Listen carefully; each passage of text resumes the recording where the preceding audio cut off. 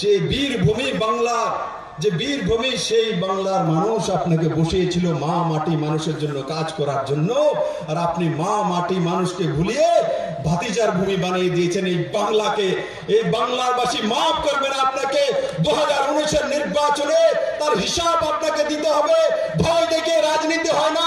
ত্রিপুরা তো কমিউনিস্টরা চেয়েছিল যে ভয় দেখে রাজনীতি করার জন্য, কিন্তু 36 লক্ষ ত্রিপুরাবাসী 2018 নির্বাচনে নরেন্দ্র ভাই মোদীর নেতৃত্বে কমিউনিস্টকে ত্রিপুরা ত্রিপুরা থেকে বিদায় করে দিয়েছে।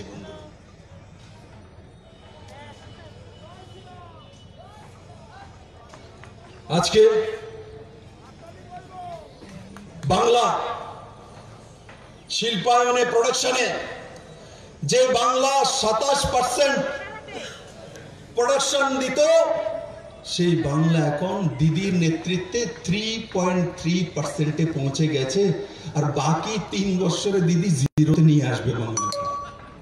কারণ সমস্ত টাকা, গিরিরাজজি যে বলছিলেন, সমস্ত টাকা কোথায় যাচ্ছে?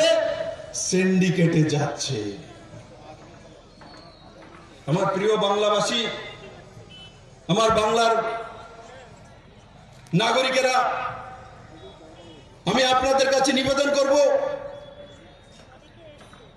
আমি দিদির মতো রাজনীতিবিদ নই, আমি ভারতীয় জনতা পার্টির একটা ছোট্ট কার্যকর্তা।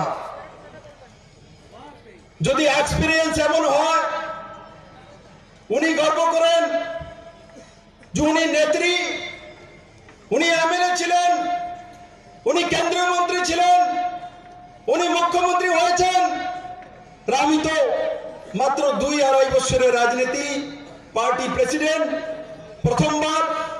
প্রথমবার বিধায়ক আর প্রথমবার মুখ্যমন্ত্রী হয়েছি, 10 মাসের সরকার চালাচ্ছি। আপনার কাছে তো এক্সপিরিয়েন্স রয়েছে। যদি এক্সপিরিয়েন্স সিন্ডিকেট রাজ করে, তাহলে এই এক্সপিরিয়েন্সের কো আমি সালাম ঠকি। এই এক্সপিরিয়েন্সের আমার দরকার নেই দিদি। জনতা লাগবে, সিন্ডিকেট লাগবে না। আজকে ত্রিপুরায় সবকা সাথ সবকা বিকাশের সরকার। তোষণের রাজনীতি ত্রিপুরাতে করি না আমরা, তোষণের সরকার চালাই না।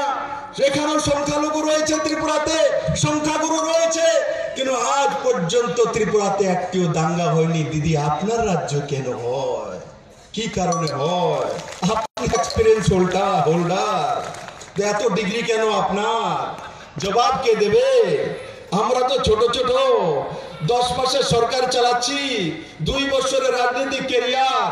আপনার এত লম্বা ক্যারিয়ার যদি এত খতরনাক হয়, তো বাংলা আপনাকে মাফ করবে না। 2019-এর নির্বাচনে তৈরি হয়ে বসে আছে।